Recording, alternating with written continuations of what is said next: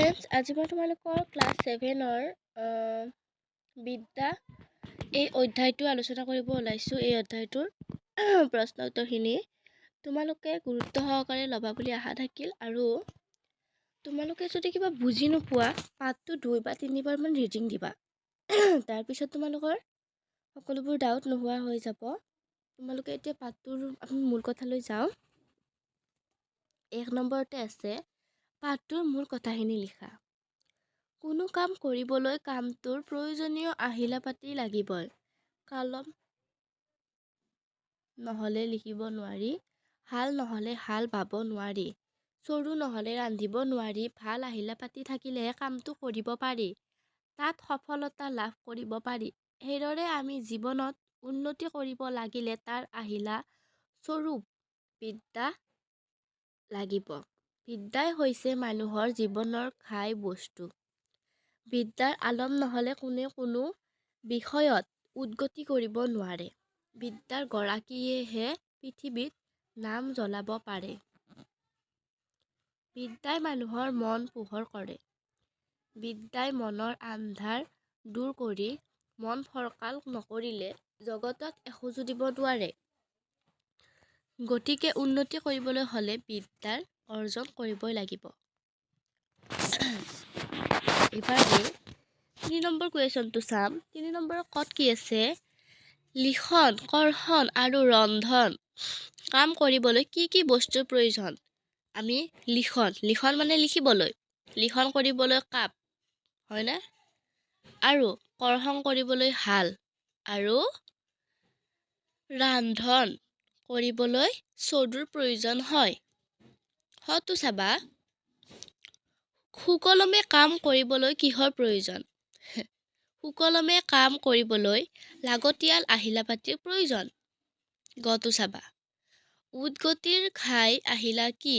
উদ্গতিৰ ঘাই আহিলা বিদ্যা, অৰ্থাৎ জ্ঞান বা কোনোটো এটা বিষয়ত বিশেষ দক্ষতা। খুব দৰকাৰী কুৱেশ্যন আনচাৰ এইকেইটা। তোমালোকে একদম গুৰুত্ব সহকাৰে মুখস্থ কৰি যাবা, পৰীক্ষাত আহিব এইবোৰ। ঘটো চাবা, বিদ্যাহীন জীৱন কেনে বুলি কোৱা হৈছে? বিদ্যাহীন জীৱন কেনে বুলি কোৱা হৈছে? তোমালোকে পাঠটোত নিশ্চয় বুজিয়ে পাইছা। বিদ্যাহীন জীৱন বৃথা বুলি কোৱা হৈছে। কি কৰিলে সংসাৰত কৰ্ম কৰিবলৈ সুচল হয়? বিদ্যা বা জ্ঞানেৰে মন পোহৰাই ল'লে সংসাৰত কৰ্ম কৰিবলৈ সুচল হয়। এইবাৰ চাবা প্ৰথম 6 নম্বৰ। পৃথিৱীত নাম উজ্বলাবলৈ কি আয়ত্ত কৰিব লাগে? পৃথিৱীত নাম উজ্বলাবলৈ আমি বিদ্যা অৰ্থাৎ জ্ঞান বা কোনো বিষয়ত বিশেষ দক্ষতা আয়ত্ত কৰিব লাগে। খুব দৰকাৰী দেই, তোমালোকে চাবা কিন্তু। দ্বিতীয় 6 নম্বৰটো চাবা, কি থাকিলেও খনিকৰে আন্ধাৰত চিত্ৰ আঁকিব নোৱাৰে? কি থাকিলেও খনিকৰে আন্ধাৰত চিত্ৰ আঁকিব নোৱাৰে? কি? লিখনি থাকিলেও খনিকৰে আন্ধাৰত চিত্ৰ আঁকিব নোৱাৰে। এবাৰ 4 নম্বৰ চাবা, কাপ নহ'লে লিখন কাম কৰিব নোৱাৰি। সত্য নে অসত্য? সত্য নে অসত্য হ'ব?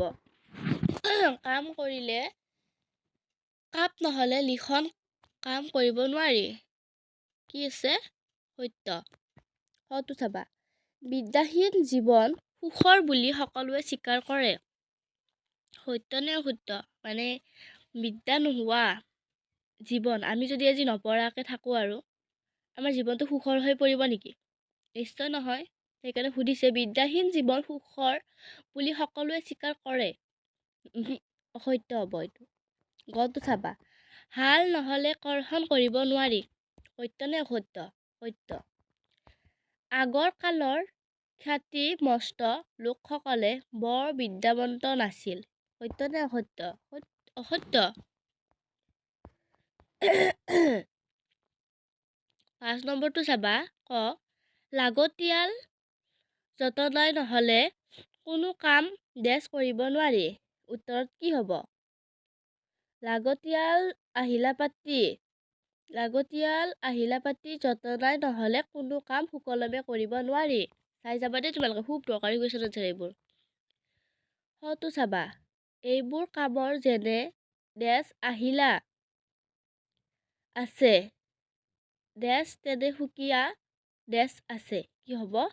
এইবোৰ কামৰ যেনে সুকীয়া আহিলা আছে, উদ্গতি সাধনৰো তেনে সুকীয়া আহিলা আছে। গটো চাবা, বিদ্যাই ডেছ কাটি মন ফৰকাল নকৰিলে মানুহে তাৰ ডেছ লগাবলৈ ঠাই দেখা নাপায়। কি হ'ব? বিদ্যাই আন্ধাৰ কাটি মন ফৰকাল নকৰিলে মানুহে তাৰ ক্ষমতা লগাবলৈ ঠাই দেখা নাপায়। ঘৰটোত চোৱা, ডেছ নহ'লে লিখন কাম কৰিব নোৱাৰি। কি নহ'লে? কাপ নহ'লে। পুঙতো চাবা, বিদ্যাৰে মন ডেছ নহ'লে সংসাৰত ডেছ কৰিব সুচল নহয়। কি হ'ব? বিদ্যাৰে মন পোহৰাই নল'লে সংসাৰত কৰ্ম কৰিবলৈ সুচল নহয়। এবাৰ আহিছোঁ কুৱেশ্যন নম্বৰ 6লৈ। কুৱেশ্যন নম্বৰ 6 দিয়া আছে, তলৰ বাকচত থকা শব্দবোৰৰ পৰা ক্ৰিয়াবাচক বিশেষ্য পদবোৰ বাছি উলিওৱা। এতিয়া আমি জানিব লাগিব যে ক্ৰিয়াবাচক বিশেষ্য পদ মানে কি।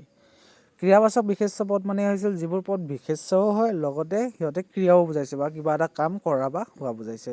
যেনে আমি উদাহৰণ হিচাপে ল'ব পাৰোঁ, মায়ে ভাত ৰান্ধি আছে। ৰান্ধি থকাটো কি হয়? ক্ৰিয়া হয়, কাৰণ কিবা এটা কাম কৰা বা হোৱা বুজোৱাকে ক্ৰিয়া বোলে, হয়নে? চ' ক্ৰিয়াবাচক বিশেষ্য হ'ব এনেকুৱা, যেনেকুৱা এটা দিয়া আছে ৰন্ধন, কথন, কথন মানে কোৱা, লিখন মানে লিখা, দাৱন, পঢ়ন, এইবোৰ গোটেইখিনি কি হয়? ক্ৰিয়াবাচক বিশেষ্য হয়। এতিয়া তোমালোকক মেমে ধুনীয়াকৈ বুজাই দিছে, সেইখিনি চাই লোৱা। উত্তৰত চাবা, ক্ৰিয়াবাচক বিশেষ্য পদবোৰৰ তলত দিয়া হ'ল। কি আছে? ৰান্ধন, কথন, লিখন, দাৱন আৰু পঢ়ন। 7 নম্বৰত কি আছে চাবা, উদাহৰণত দিয়াৰ দৰে শব্দ গঠন আৰু কৰা আৰু নতুনকৈ পোৱা শব্দৰ অৰ্থ অভিধানত চাই লিখা। কি আছে? শ্ৰীযুগ মন্ত, কি হ'ব? শ্ৰীমন্ত। শক্তিযুগ মন্ত, শক্তিমন্ত। ক্ষতিযুগ মন্ত, ক্ষতিমন্ত। ৰূপযুগ বন্ত, ৰূপবন্ত। আধ্যযুগ বন্ত, আধ্যবন্ত। গুণযুগ বন্ত, গুণবন্ত। হ'ল এইকেইটা। এইবাৰ এইকেইটাৰ অৰ্থ সুধিছে আমাক। আমি যুক্তাক্ষৰ লিখিলোঁ, অৰ্থ লিখিব লাগিব। কি আছে? নতুনকৈ গঠন হোৱা শব্দবোৰৰ অৰ্থসমূহ হ'ল শ্ৰীমন্ত, কি হ'ব? সুন্দৰ, সুঠাম আৰু সুশ্ৰী। শক্তিমন্ত কি হ'ব? বলৱন্ত আৰু পৰাক্ৰমী। ক্ষতিমন্ত, যশস্যাযুক্ত। অৰ্থটো দেই এইকেইটা, তোমালোকে চাই ল'বা, খুব দৰকাৰী হয় এইবোৰ, আহিব পৰীক্ষাত। ৰূপবন্ত কি হ'ব? সুন্দৰ, শুৱনি, হয়নে নহয়? আধ্যবন্ত কি হ'ব? ধনী বা চহকী, হয়নে? গুণবন্ত কি হ'ব? জ্ঞান বিদ্যাযুক্ত। ইয়াতে চোৱা তোমালোকে, সমাৰ্থক শব্দবোৰ আঁচ টানি মিলোৱা।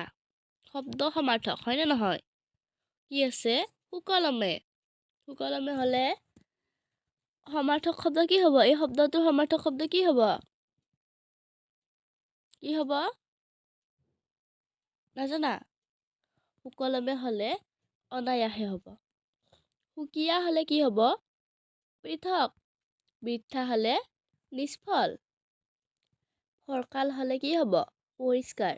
পোহৰ হ'লে আলোক। লাগতিয়াল হ'লে কি হ'ব? প্ৰয়োজনীয়। এবাৰ 9 নম্বৰটো চাবা, বাওঁফালৰ শব্দবোৰৰ বিপৰীত অৰ্থ বুজোৱা শব্দবোৰ সোঁফালৰ শব্দ সম্ভাৰৰ পৰা বাছি উলিয়াই মাজৰ ঘৰটোৰ ভিতৰত লিখা। কি আছে? উত্তৰত কি আছে? শব্দ বিপৰীত অৰ্থ বুজোৱা শব্দ, শব্দ সম্ভাৰ। এতিয়া শব্দত কি আছে? লাগতিয়াল। বিপৰীত অৰ্থ বুজোৱা শব্দত কি হ'ব?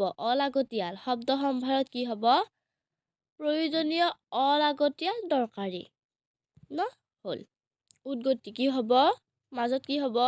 অধোগতি। আৰু শব্দ সম্ভাৰত কি হ'ব? উৎপত্তি, উন্নতি, অধোগতি। বিদ্যাহীন। বিপৰীত অৰ্থ বুজোৱা শব্দত কি হ'ব? বিদ্যাভ্ৰম। বিদ্যাভ্ৰম কি হ'ব? শব্দ সম্ভাৰত অবিদ্যা, বিদ্যাভ্ৰম আৰু বিদ্যালয়।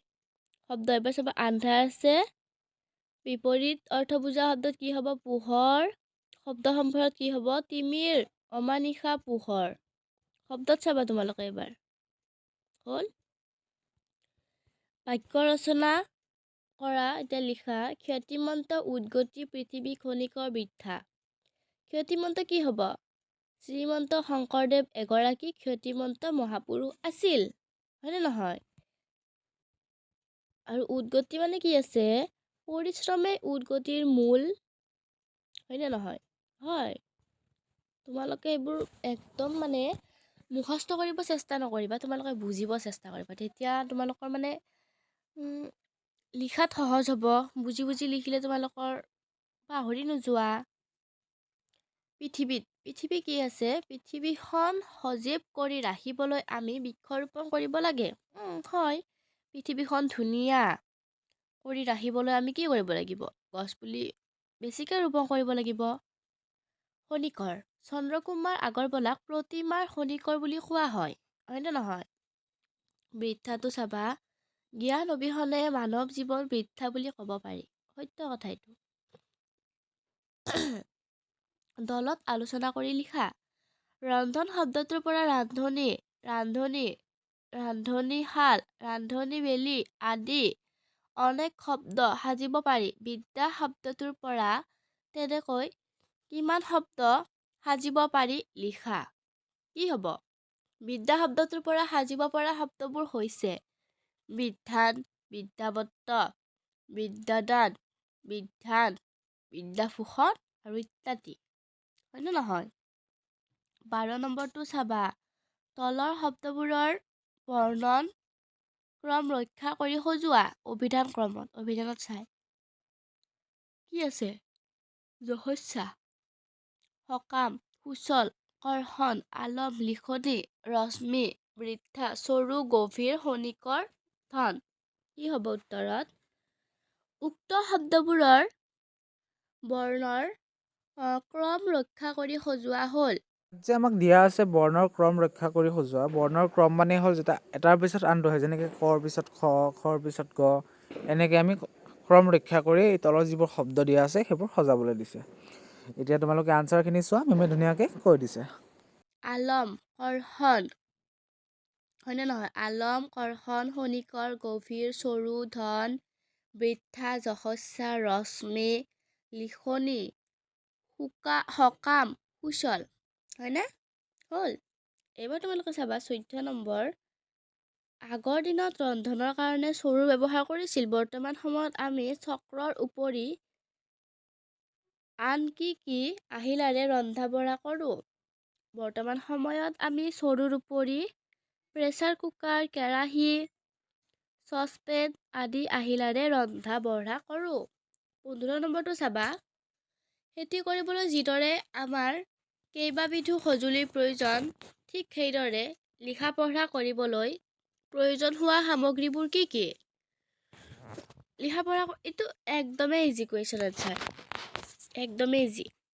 কাৰণ আমি নিজে কৰি থকা বস্তু, হয়নে নহয়? লিখা পঢ়া কৰিবলৈ কি কি প্ৰয়োজন হ'ব? কাগজ, কিতাপ, কলম, পেঞ্চিল, ৰবৰ আদি। এইখিনিয়ে। আজিৰ ভিডিঅ'টো তোমালোকক এইখিনিয়ে কৰিলোঁ। আশা কৰিলোঁ তোমালোকে গুৰুত্ব সহকাৰে ল'বা আৰু গোটেইখিনি বস্তু ভালকৈ ৰিডিং দিবা। ৰিডিং দি বুজি লিখিবা। বেছি একো ক'বলৈ নাযাওঁ, তোমালোকে গুৰুত্ব সহকাৰে পঢ়িবা আৰু। তো আজিলৈ ভিডিঅ' ইমানখিনিয়ে।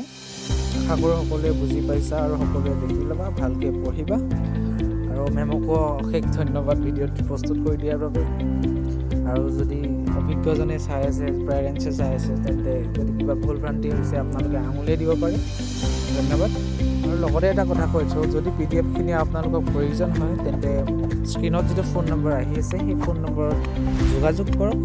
আৰু যদি ভিডিঅ'টো চাই ভাল লাগিছে, যদি লাইক কৰিব, শ্বেয়াৰ কৰিব লগৰ বন্ধুৰ মাজত, তেওঁলোকে যাতে অকণমান শিকিব পাৰে, বুজিব পাৰে আমাৰ পৰা। সেয়াই আমাৰ চেষ্টা। ধন্যবাদ।